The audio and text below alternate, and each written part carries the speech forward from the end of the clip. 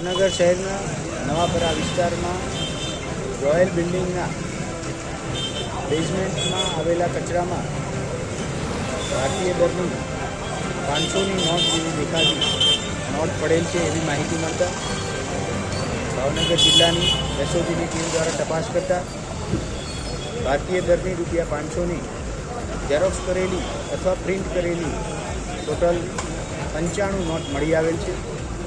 આ જે જગ્યાએથી નોટ મળી આવેલ છે ત્યાં કચરાનો ખૂબ મોટો ઢગલો પડેલ છે, જેથી હવે આજુબાજુના સીસીટીવી જોઈ તથા અહીંયા જે પ્રિન્ટિંગની દુકાન અથવા આને લગતું જે કામ કરે છે એમાંથી કોઈએ પ્રિન્ટ કરેલ છે કે બહારથી કોઈ આવી અને અહીંયા નોટ નાખી ગયેલ છે એ દિશામાં આગળની તપાસ ચાલુ છે.